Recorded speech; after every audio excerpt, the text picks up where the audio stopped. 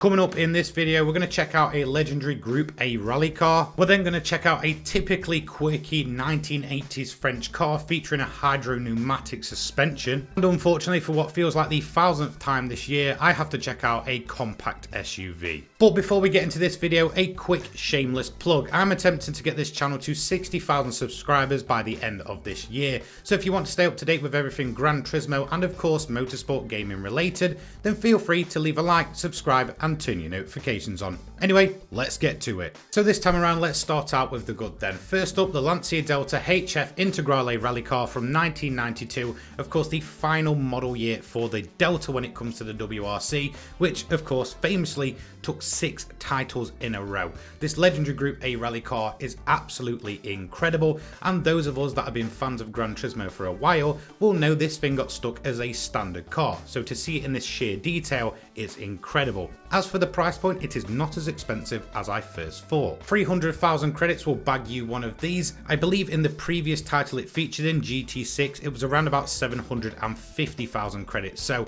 this thing's actually gotten cheaper over time. As for the stats, this falls into the Group B category of car in GT7, has a PP rating of 605.44, a displacement of 1995cc, 4-wheel drive, 330 brake horsepower, weighing 1100 kilograms, and of course it's also turbocharged. Now, as expected with this being a type of racing vehicle, it doesn't feature the option to have a wide body modification, so don't expect anything over there. And in terms of the body modifications, well, there's not really much on offer here. You do have wheel options, but unfortunately they cannot be changed at this time. In terms of the front bumper, we do have a Type A, which adds the overnight lights of course and the fog lights, and at the rear we do have the mud flap option to put them down. Of course, by default they are completely up, and with this option you just sort of lower them down, more for dirt racing. So now let's talk about the driving then. First of all, I'm going to talk about the car fresh out the Legends dealership. How does it perform? Well, I'm happy to report that it is absolutely fantastic,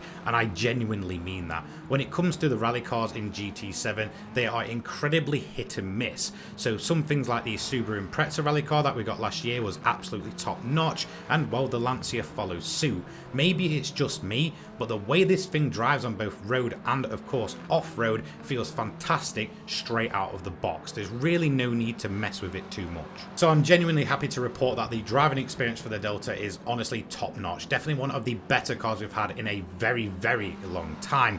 But another thing that I do want to touch on before we talk about the modified version is of course the model itself. And honestly, I'm going to start with the interior because this thing is absolutely incredible. No detail has been left out here. It looks the part, and honestly it feels the part, especially in VR. As for the actual model itself, it is so incredibly detailed that I feel even Polyphony have outdone themselves here, and that's really what they're known for. It's great to see a standard car in GT5 and GT6 finally get the treatment it deserves. But what about the modified version then? I'm going to once again make mention to the Subaru rally car that we got last year because that is the most recent rally addition to the game. Now, that car was known for slapping on a high RPM turbocharger and getting around about 700 plus brake horsepower, and the Lancia Delta is no different. In fact, I would say it probably even performs better than the Subaru. Slap a turbocharger on this and dial it in for road racing and you're in for an absolute treat. This thing is fast, and I mean it. The first thing I notice is just the sheer top speed you can get out of this thing, way over 200 miles an hour with that high RPM turbocharger. Of course, then you couple that with 4-wheel drive, ridiculous acceleration, and of course a lightweight boxy body, and you're in for an absolute treat. This thing is genuinely incredible and one of the better additions we've had to GT7 in what feels like a lifetime. Okay, up next is the Citroen BX 19 TRS from 1987, and I'm going to be straight up here. When we say everyday type vehicles, this is exactly the type of thing we mean when it comes to Gran Turismo, not SUVs. I'm just going to be straight up there. In terms of the car itself, it's quirky, it's a typical trying something different 1980s French car,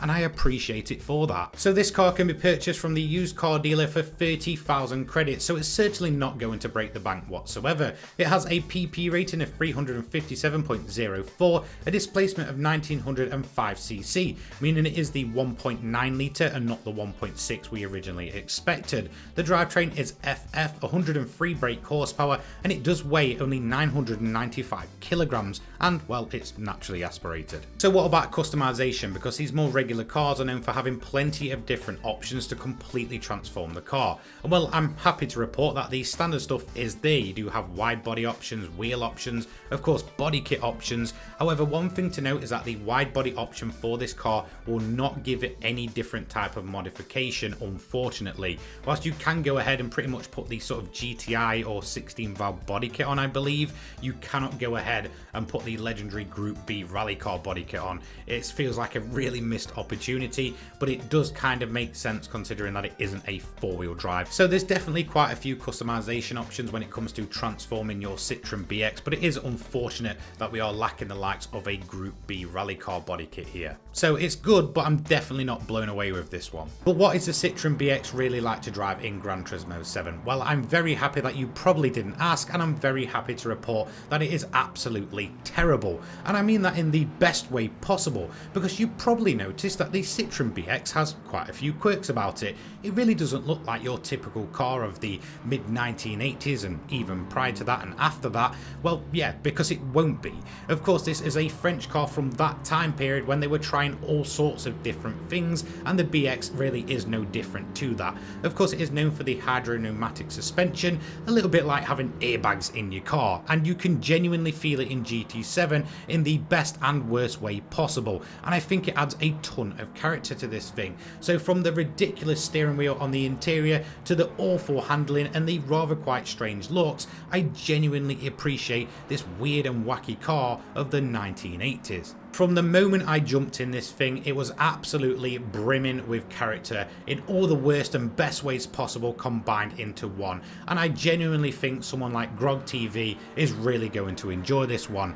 But where the real fun begins is when you start throwing upgrades at this thing. No, it doesn't have the most power up output of really anything in GT7, nowhere near, and of course you are battling front wheel drive mixed with that horrible weird suspension type for a racing game. Now, of course, because you're battling against those elements, then it makes it one of the weirdest cars to set a tune-up for that I think I've ever tried in GT7. It was an absolute nightmare to get set up properly. But once I did, almost everything clicked for it, and in fact I found myself driving around having some of the most fun I've had in GT7 in a very, very long time, and there's never going to be anything funnier than a weird and wacky mid-1980s French car going ahead and battling it out with some of the fastest road cars to ever exist. And honestly, for someone like me that is a day one Gran Turismo fan, I played all of the titles, absolutely binged the originals, honestly this feels like a peak Gran Turismo experience, and honestly I'm all for it. So before we move on, this one is for Polyphony themselves. If you're going to add these more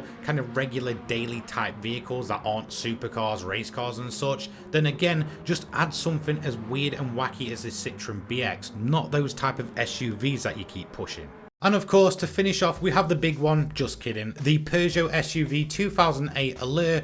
Unfortunately, another compact SUV enters Gran Turismo 7, and unfortunately, the trend continues, although I really wish it would just kind of die off now. Now, if you've been around on this channel for a while, I will try and give everything a fair chance, and I've tried it with the Peugeot, and I'm going to be totally honest, I would probably say it is the best of the SUVs so far. And I feel disgusting saying that. However, before we get into it, let's look at the price point for this thing. 29,000 credits makes it the cheapest car of the update. Thankfully, a lot cheaper than the Honda that we got previously. A PP rating of 367.32, a displacement of 1,199cc. I believe this is powered by the PureTech engine, I believe, which is notoriously unreliable and absolutely terrible in every single way.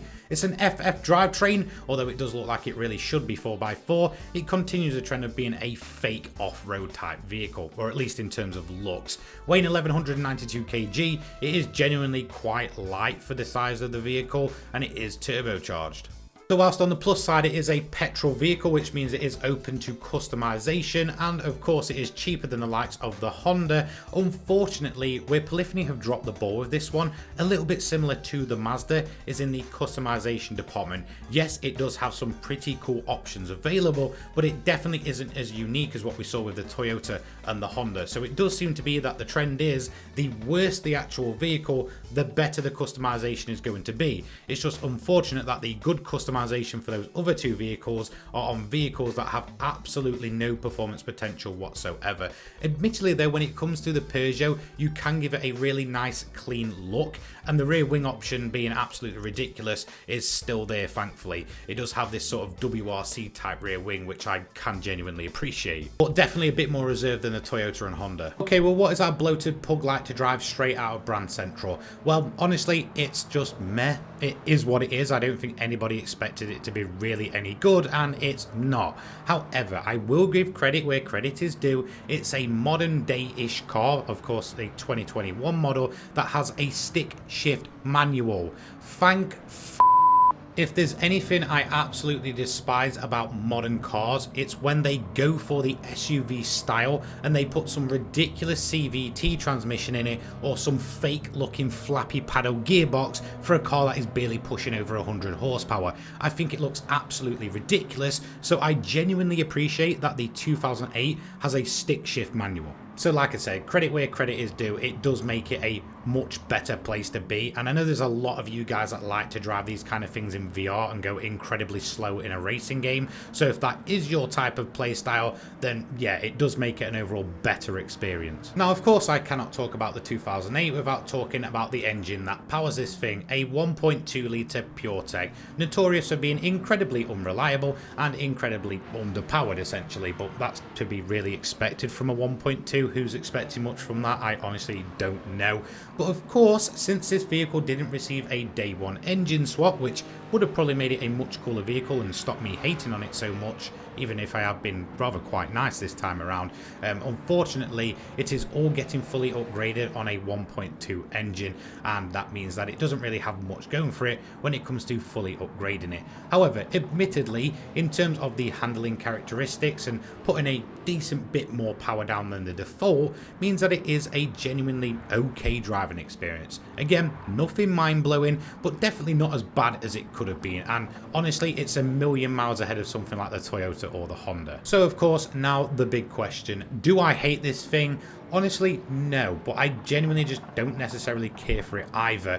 It's definitely not the worst vehicle we've had added in recent time. For me, that will still be the Honda and the Toyota, but it's definitely nothing mind-blowing. And there's a million other cars I would have rather had than a 1.2 litre compact SUV.